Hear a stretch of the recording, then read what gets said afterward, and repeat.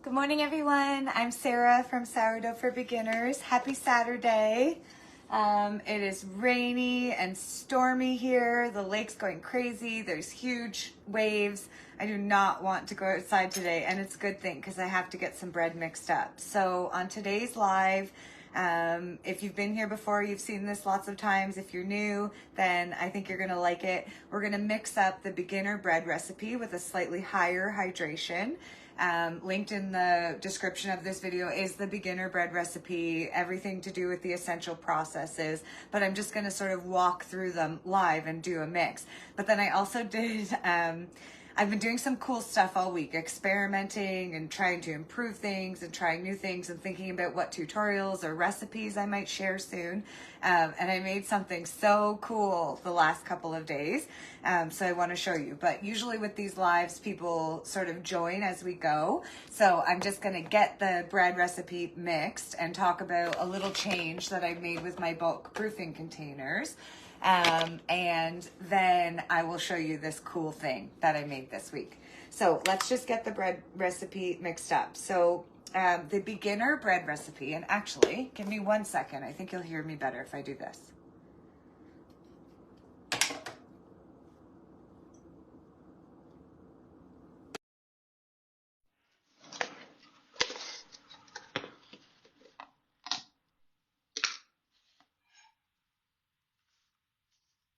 Okay, you should be able to hear me. If you can hear me, comment. Say, I can hear you, just so that I know. And whenever you comment in there, it pops up on my screen so I can see you. So I just want to make sure everyone can hear me because it's a little bit better sound with the earbuds in, but sometimes they mess up.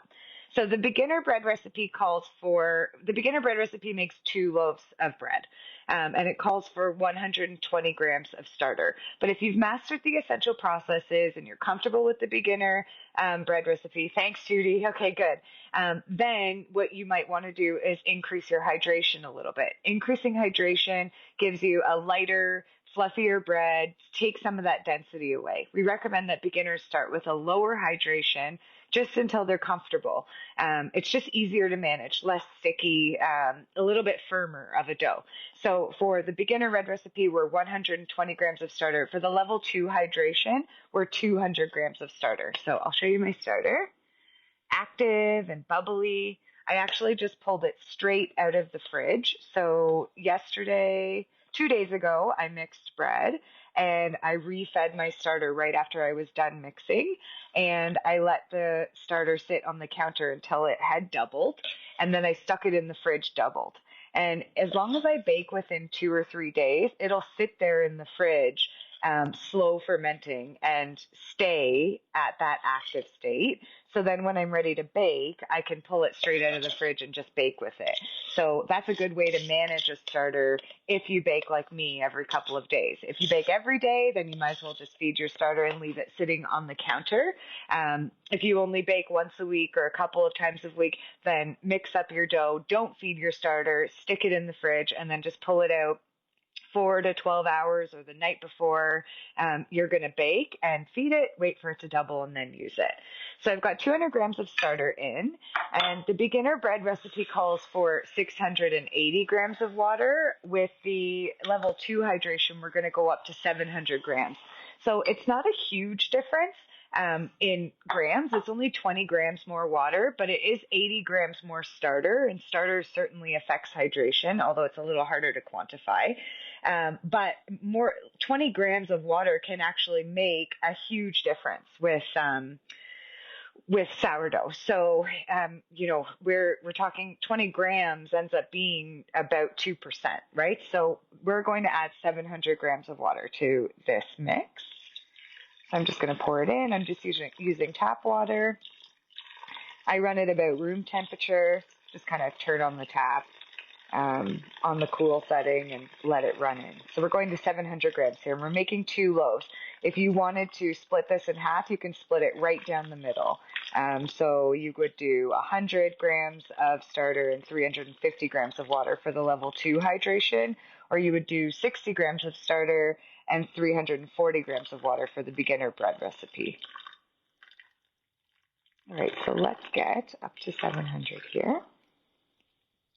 And I don't want to go over because I've been finding that if I keep my hydration exactly at 70%, it's been working quite good. So I've been working, like I said, on some stuff this weekend. I've been perfecting my bread even more. I went through a little period when the season started changing over from winter to spring where all of my loaves were coming out unsatisfactory, just a little bit dense. I didn't love them. By the way, I'm just dissolving my starter into the water here as we talk. So I started trying to focus on perfecting things. And my last 4 batches have been so perfect. I love them. So chopped it in there. One of the members in our big group, Bill, made a post about how he also doesn't have a huge high hydration in his dough. He's baking at about 69.8% hydration, but he takes measures to make sure that the dough is retaining the moisture that he's put in the whole time. One of the measures that he takes is that he gets the dough straight into the bulk proofing containers with the lids on them right after it's mixed, and he never puts a towel on top of the bowl. His theory is that putting a towel on top of the bowl between stretching and folding is absorbing moisture out of your dough, and putting your dough into these bulk proofing containers right after the mix and putting the lid on is retaining moisture. So it means we're keeping our moisture the whole time. So I've been doing this all week, and my loaves have been coming out perfectly. Really perfectly. I've also been cold proofing. So if you're new, then you won't know that we generally recommend that beginners skip cold proofing just for the first 2 or 3 loaves until they get the processes right. If you're messing up in bulk proofing, cold proofing is just going to make it worse. But cold proofing does some great things. Cold proofing allows your dough to continue fermenting a little bit longer. It allows those gluten structures to break down a little more. It allows more taste to develop. They say that it's easier for your gut to digest it. There's all kinds of good things. I often skip cold proofing because I need my bread. But likely with this batch, I'm going to use one of them to bake a loaf today. And then I'm going to use the other one to do the cool thing that I'm going to show you in a little bit here. So right now what I'm doing is just scooping 1,000 grams of flour into my mix. If you were doing a half one, it would be 500 grams. And the flour content is the same whether you're using the beginner bread recipe or the level 2 hydration.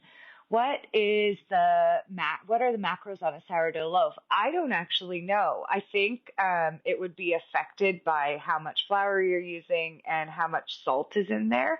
But maybe I'll do some Googling after and see if I can help you with that, Josie. That's a great question. So for your flour, you use 1,000 grams. You can use any blend that you want. We don't recommend that you start getting more than 50% sturdy flour like whole wheat, spelt, that sort of thing, because then you'll need a higher hydration. Normally I do about 20% spelt and 80% all-purpose, but it's grocery day. I'm out of flour, so I'm just going all-purpose today. So lastly, I'm going to add 20 grams of salt. Just use this other side here. So if you were doing a single loaf, it would be 10 grams.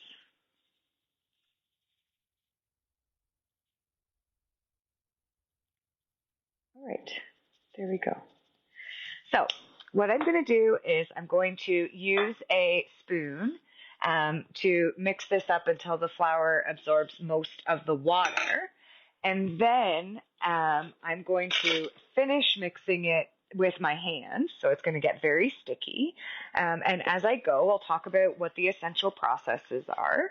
And then I'm going to show you the one change that I've made. So if you've been coming on and watching my lives for as long as I've been doing them, then you kind of know my process. And generally what I do is I get this dough mixed up, I leave it resting in the bowl, and I do all of the stretch and folds in this bowl.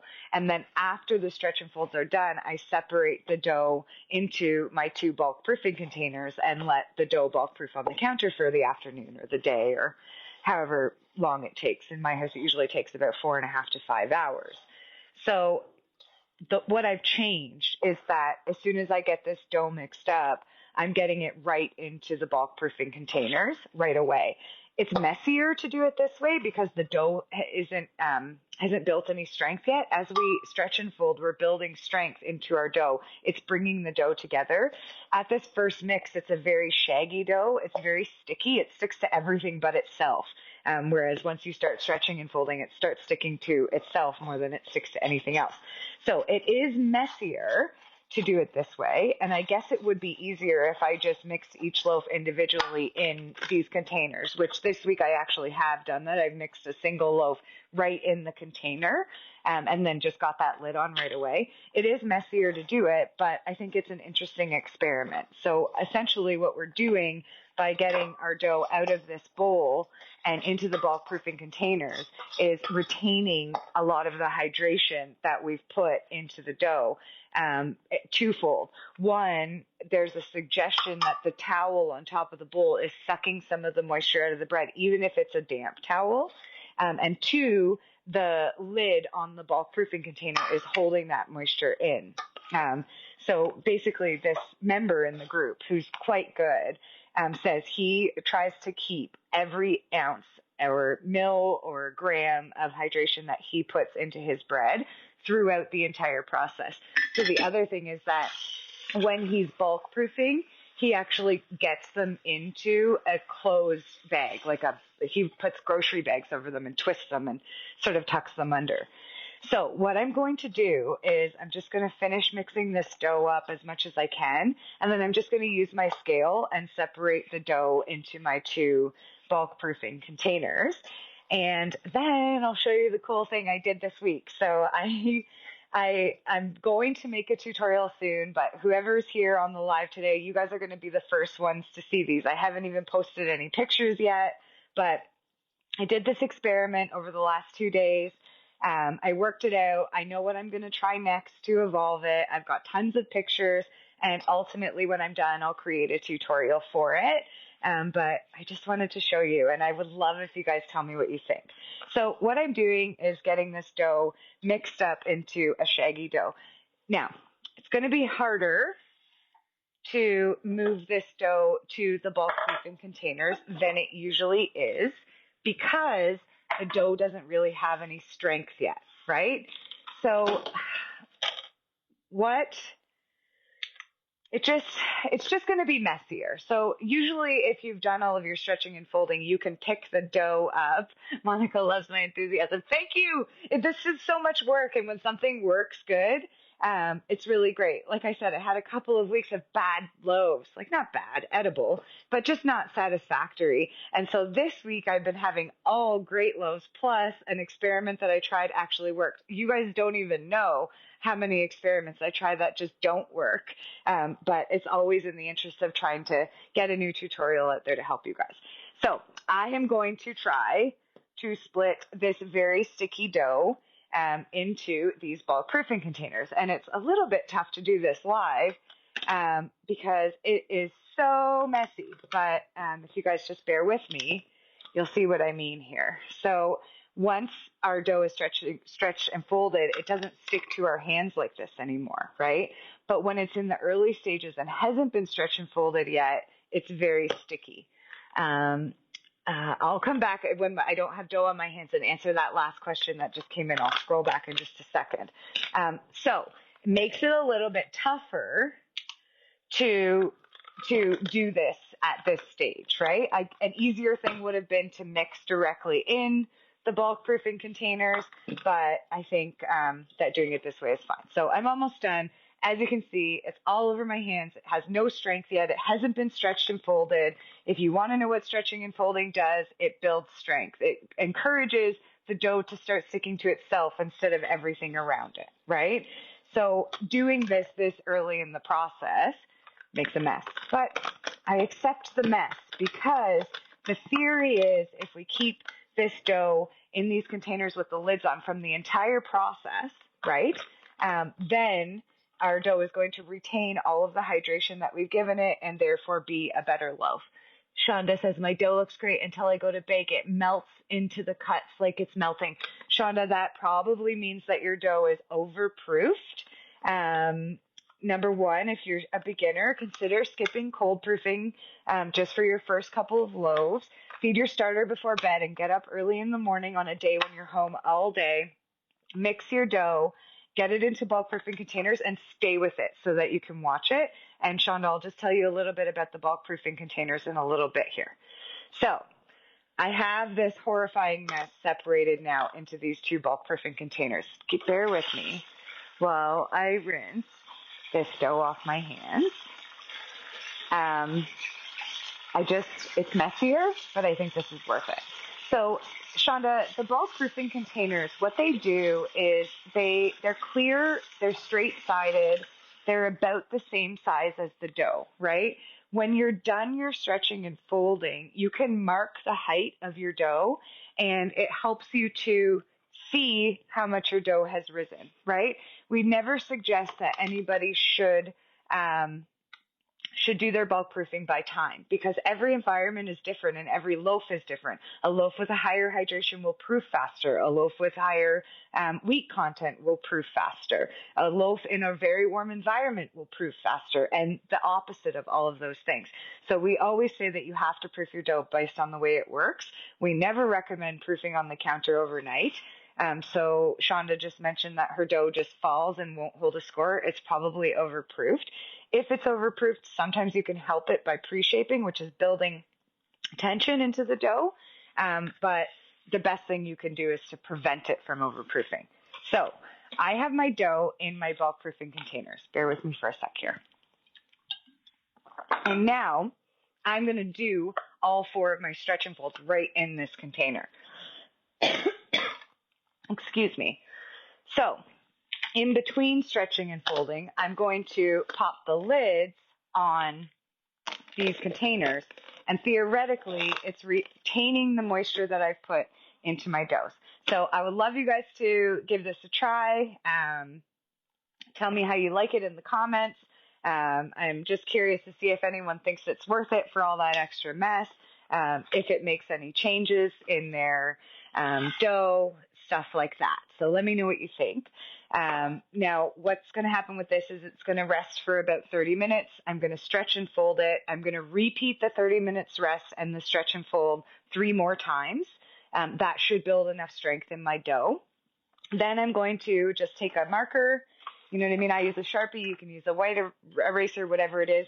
I'm going to mark the height of my dough where it is when it's done. And then I'm going to be able to see what the height is. So Shonda says, I keep mine in the plastic containers. They're a lot bigger than dough, though. I started that when I watched your video last week. My dough looks a lot better. Great. Okay, so if you're using the bulk proofing success, and by the way, if you're watching and you don't know what we're talking about, after the live, I'll post all of the links that we have.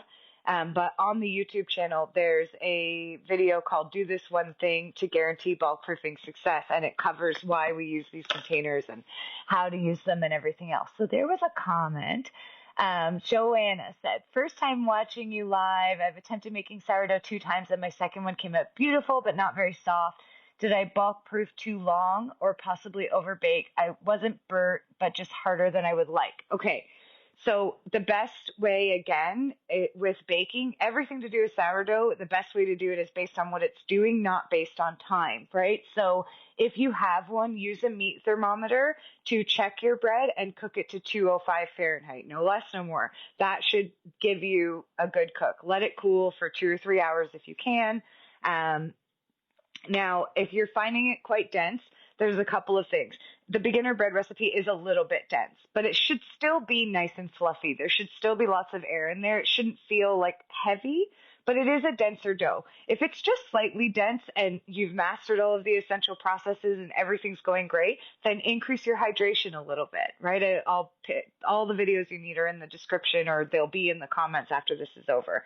But generally, if your your breads are coming out dense, it's either overproofed or underproofed, right? So underproofed means Enderproof can cause density because there's not enough air and carbon dioxide and everything built into your dough, all of the scientific things that happen in there. Or on the opposite effect, if you overproof, there's too much in there and it collapses and becomes a brick. So the best way, number one, the most important thing with sourdough is to master bulk proofing. The best way to do that is with these clear, straight-sided containers using the bulk proofing success method that we teach. And if you're still just on your second or third loaf, try to skip cold proofing for a couple of loaves and try to do your first loaf on a day when you're there all day and you can keep an eye on your bulk proofing as it's going. So I'm going to refeed this starter, and then I will show you the cool thing that I made this week and tell you a little bit about how I made it and what I'm going to do next. And then I'll probably get this stretched and folded once. If you guys have any questions, I will answer them. And then I will end it for the day. So I'm just going to feed my starter what I took out. So I took out 200 grams. So I'm going to put 100 grams of flour and 100 grams of water. Shonda says, do you stretch and fold while cold proofing? No. Once the dough's gone into the fridge for cold proofing, it should be shaped, and it should just tip out of your banneton onto a piece of parchment, sit there nicely without falling, give you all the time you need to score whatever beautiful pattern you want to put in, and go straight into the Dutch oven. If it's not doing that, if that's not how it's acting, then there's something else you need to fix earlier in the process. And given that, cold proofing is probably just magnifying whatever the issue is. So here's the essential processes in order. Make sure you have an active starter. I feed mine before bed and mix in the morning. So take your starter, dissolve it in water really well. Add your flour and your salt, mix them to a really nice shaggy dough. Wait 30 minutes, stretch and fold. Repeat the 30 minutes and stretch and fold 3 more times. Get your dough into clear, straight-sided containers. Anything works as long as it's about the same size as the dough. These ones are 8 cups. 7 cups works, 9 cups works, whatever you like. Mark their height. Leave them on the counter to bulk proof until they're doubled. If you're going to bake on the same day, let them go till they're doubled. If you're going to cold proof, let them only go until they're 75%. You'll know that by looking at them. So when you put your dough in the bulk proofing container, you're going to mark that it wasn't touching over in this corner, and it was kind of like this and up and down and everything else. And you're going to be able to see, okay, well, my dough is only here overall, right, which isn't double at this height, but it's like triple what it was. So it's still going to be an estimation, but it's a lot better estimation. People say all the time, my dough's not rising, my dough's not rising. And the reality is that 98% of the time your dough is rising, but you have it in a great big bowl like this with these angled sides, and you can't see it rising. So sourdough doesn't rise like yeast bread. If you make a yeast bread and you put a ball of dough in a bowl, it expands on all sides and stays as a ball. Sourdough spreads. It fills all of the crevices, and it is growing. It's just entirely different. So these containers keep the dough condensed so that you can see better how much it's bulk proofing. After the bulk proofing, which should take around 4 to 8 hours max. Some cases, some people, their bread takes 10 or 12, but that's very rare.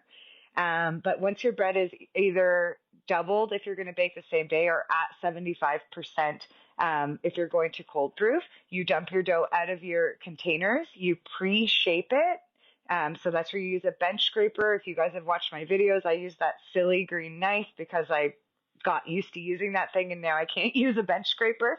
But you pre-shape your dough, you build some tension into it. So you take this very sticky dough and you touch it as little as you can, no flour, no water, work around it and pre-shape it into a nice ball. Let it rest for a little while, then flip it over, stretch it as you go, pamphlet fold the top down, fold the bottom up, roll the dough, get it into a nice shape. Then we're either scoring it and baking it right away, or we're putting it into the banneton upside down, seam side up, maybe tensioning up that seam a little bit, covering it and putting it in the fridge. When it's time to bake, we're pulling it straight out of the fridge, tipping the banneton onto a piece of parchment paper. If everything was right, it will stay. Can everyone still hear me? I just heard something weird happen in my thing. If everything is right, then your dough will tip out. It won't stick to the banneton. It won't spread. It won't lose your shape, right? You'll be good to go. If it's not doing that at cold proofing, then you need to rewind and especially look at your bulk proofing. If anything weird happens and you guys stop hearing me, please do tell me. So Monica said helpful information. I'm glad. I like helping. Florette says thanks so much. All you do. Thank you. I'm glad you guys are here. You're welcome. Okay, so let's refeed this starter. I took 200 grams out of it. So everyone always bugs me about my knife in there, but I've got the scale tared to 0. It's taking the knife into account. I'm going to return 200 grams to this starter. Joanne says, I can hear you. Sounds perfect. Okay, great. Thank you. It's just my headphone just went, call ended in my ear, and I don't understand why it did that. So we are going to put 100 grams of flour in here, and we are going to put 100 grams of water in here. We're going to stir this starter up and leave it sitting on the counter until it doubles, and then I'm going to stick it in the fridge. If you end up watching this video on the live replay, like if you joined later, this will go up on the page. You can watch the whole thing from the beginning, or if you're watching it on the live replay, or if you've been watching all along. I know I repeat myself a lot, but these processes are so basic, and I just find that it helps clarify things for people, so I like to repeat it as much as I can. Joanne says, thank you for the information. I'll try more hydration. Does high altitude make a difference? Joanna, yes. High altitude can cause bread to need a slightly higher hydration, as well as cause the dough to proof much faster. So I would suggest that you use the bulk proofing success video if you're not already. If I don't already have it in the description, I'll paste it in the comments after. But keep an eye on it. Your dough might proof in like 2.5, 3 hours if you're at really high altitude. So you've got to really watch it and get used to what your specific dough is going to do in your environment. So I hope that helps you out. All right, so we've got 100 grams of flour and 100 grams of water in our starter. I'm just going to stir them up. My container is plastic. I use a tightly sealed lid. I use metal. I'm a rule breaker. But the thing is, I don't think any of those things are rules. I think that people started making best practice recommendations. I think that there's very slight nuances that can change if you use a wooden spoon or, a glass jar or whatever it is. There may be ways that you can affect your dough if you're extremely experienced. Carlene just sent stars. Oh my gosh, thank you so much. I love them. But early stages as a beginner, I don't think you'll even be able to detect those differences. So I keep my starter in this great big jar that leaves enough room for it to triple if it wants to. I never have to worry about my lid popping off or getting arched on top or overflowing. And I never have to worry about mold or fruit flies. So when you're out there and you see people say, oh, you have to keep a loose lid or use a fabric lid, if you've watched my lives, you've seen how active and healthy my starter Mama is, and she's had a sealed lid her entire life. So it's not true. I think what it is that these things start as best practices and that somebody shared with somebody else, and then via broken telephone they become rules, and beginners don't know, right? So I'm just here to try and make things easier for everybody. I'm not saying that optional advanced or other processes aren't good. I'm not saying that at all. Cold proofing is an excellent thing to do, but if you're already making a mistake, it can make it worse, right? Auto leasing your dough, excellent thing to do. Just a little bit more complicated than a beginner needs. Adding your salt later, excellent thing to do, but it's not necessary when you're really just trying to learn how to handle the dough and understand what it's doing, right? Using the window pane effect, great thing to do to really measure how strong your dough is. But as a beginner, you can simplify the process by just saying 4 will be enough, right? So what we're trying to do is make everything simple for beginners.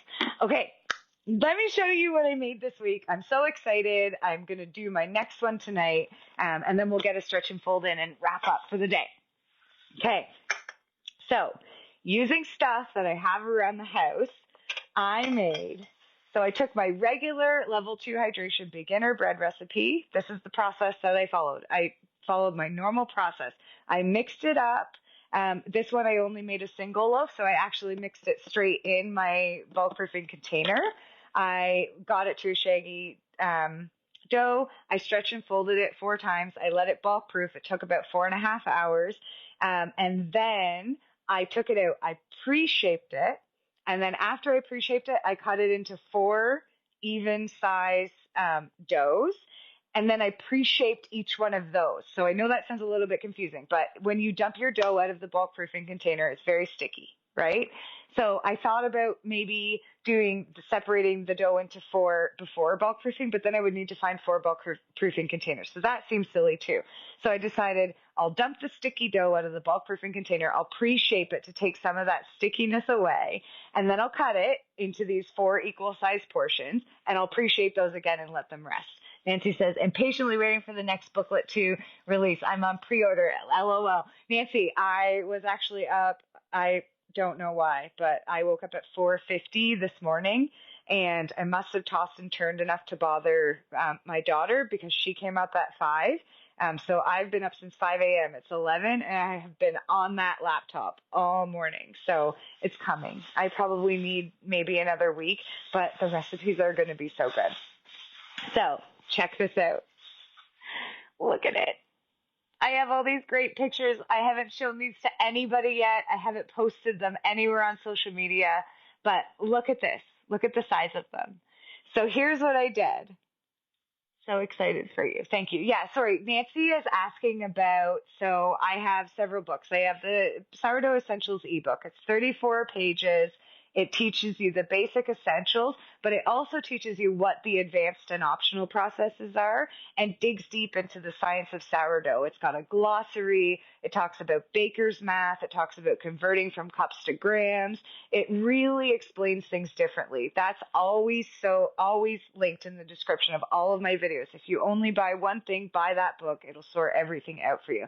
But then I also have discard ebooks. So one was released a while ago, and now I've got one that's on pre-order. And the pre-order book comes with the bagel and the bagel recipe and the English muffin recipe. And then I'll release the rest of the book, which has like carrot cake, cupcakes, what else? Crackers. Like there's just all kinds of really great stuff in this,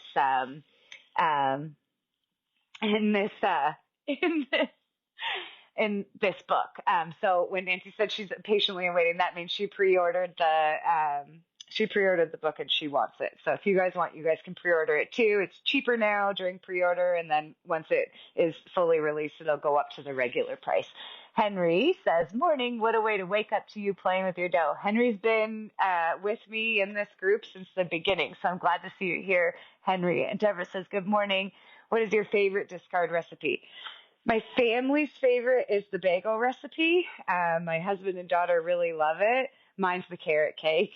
I love carrot cake. I love anything sweet. I'm always trying to stay off the sweets, right? So anyways, look. So this is the level 2 hydration beginner bread recipe separated into 4. So after stretching and folding, after bulk proofing, I dumped my dough out, I pre-shaped it, I cut it into 4, and then I pre-shaped each one of those 4 doughs. Then I let them rest, and then I shaped these little mini doughs the same way I always shape everything. Stretched them out a little, pamphlet, folded them down, rolled up the sides, and shaped them into a nice dough.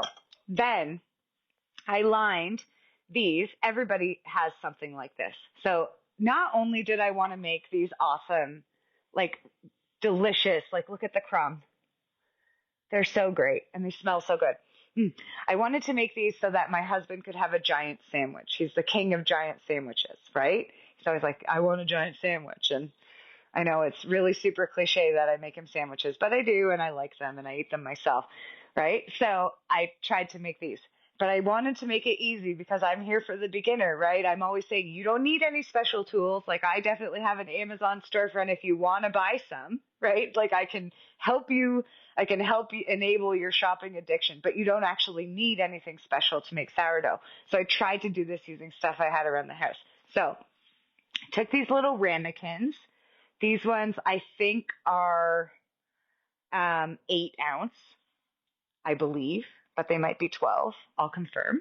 I lined them with parchment paper. Like I just pushed parchment paper in there and got it in as tight as I could. Dumped a bunch of flour in there, took my pre-shaped dough, put some flour on top, and flipped my dough into these bannikins. Into these ramekins and used them as bannetins. So I put the 4 ramekins on a tray, wrapped it up in a grocery bag, put them in the fridge, and cold proofed them overnight. It ended up being about 10 hours. Then I took the dough, so I brought the dough out. I got my oven super preheated, my tray of water on the bottom rack like always, and I put 4 of these. And who doesn't have these? And if you don't have them, then your mom has them or your neighbor has them, or you can find literally hundreds of these at the secondhand store. I mean, these things are just so common, right? You make chowder in them, you make French onion soup in them. Funny story, we had a exchange student stay with us from Paris. We're Canadian, and she thought it was so funny how much stuff we call French here. French fries, French onion soup, French toast. And so we were always thinking of something, laughing. Anyhow, after cold proofing, I took my doughs, I tipped them out. So I took a regular square of parchment paper, cut it into 4. So I had these 4 little squares. I'll actually show them to you. I saved them so that I can use them one more time.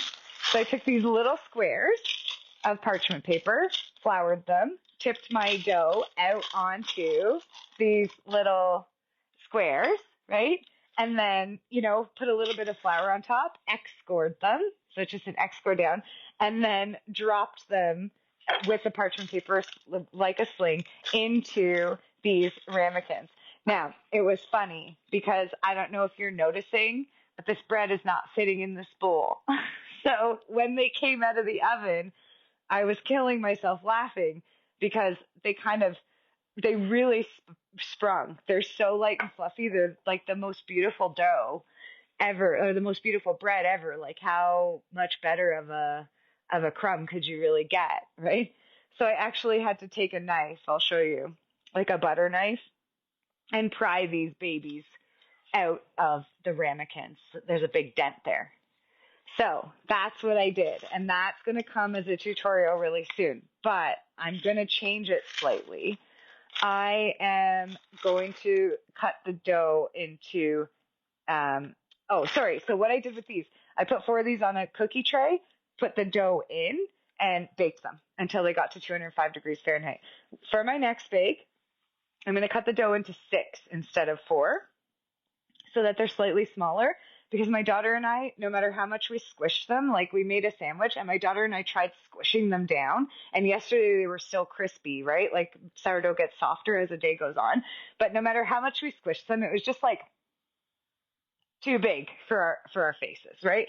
So I'm going to make 6 instead, and I'm going to try using a muffin tin to cold proof in. So I'm going to take muffin liners in my muffin tin instead of trying to force parchment paper into these things, and cold proof my buns in this muffin tin. And then I'm going to try and tip them out onto one piece of parchment paper on a cookie tray, or maybe on my pizza stone in the oven, and open bake them and see how they go.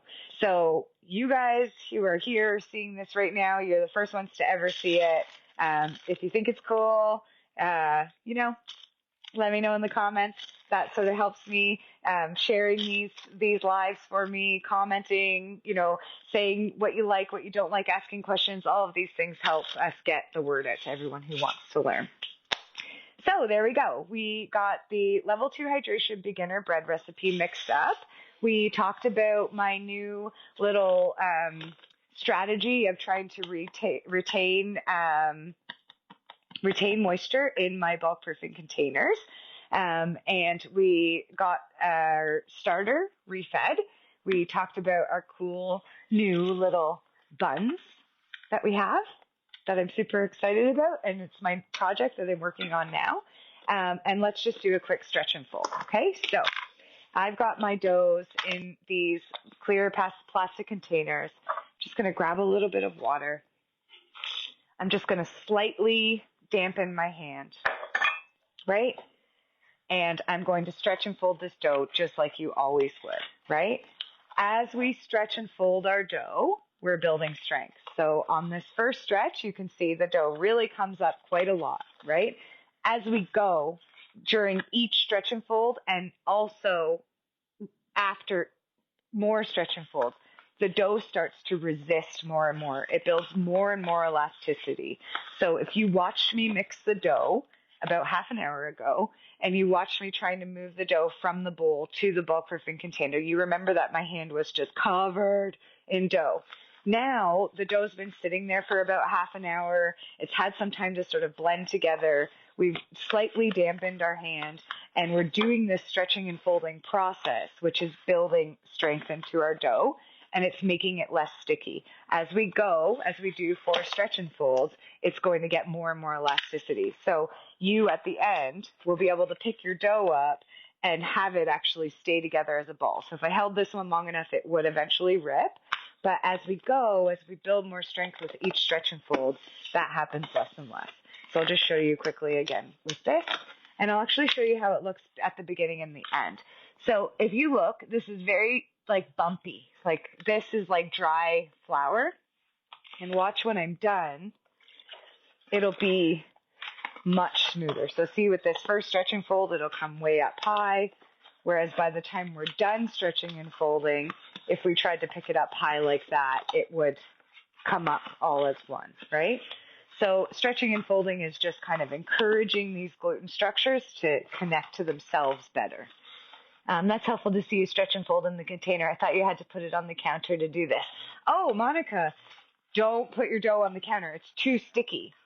So the reason that we stretch and fold sourdough, it's exactly the same as kneading. It's just that sourdough's too sticky. If you tried to knead it on the counter, it would just stick to the counter. And you can't add more flour because you need that hydration level, right? So we stretch and fold instead of kneading.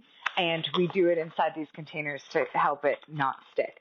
So I just showed you that dough, this dough, before we started mixing. And you can see after one stretch and fold, it's already smoother, right? So once we do that process 3 more times, 30 minutes rest and stretch and fold, it's going to build enough strength into the bread that we can then leave it to bulk proof. When it's bulk proofing, we want to keep an eye on it. Why do we use rice flour instead of white or whole wheat flour when forming, please? Christy, I only use all-purpose flour. You can't actually easily get rice flour here in Canada, and I tried to make it. You can make rice flour. There's a tutorial on my YouTube channel, but my blender, I only have like a little magic bullet. It's not strong enough to really grind the rice flour, so I just use all-purpose. Usually you wouldn't use rice flour while you were, well, I guess you technically would. So I think that people use rice flour because it's non-glutinous and theoretically it doesn't absorb into the dough and affect your hydration, right? Also, it's believed that rice flour as a sort of drier flour stays on the bread better when you're shaping. So if you look at mine, you can see kind of like some of my flour, but people think that with your scoring, the rice flour will stay on better, but it's perfectly optional. You don't have to use rice flour. You can use whatever flour you're using or whatever flour you have. The only purpose of the flour really during forming and shaping is to keep your dough from sticking to the counter. And also you really want to flour your banneton well because you don't want your dough to stick to your banneton. Christy says, thank you. I'm in Ontario too. Oh, cool. So you're experiencing this horrible weather.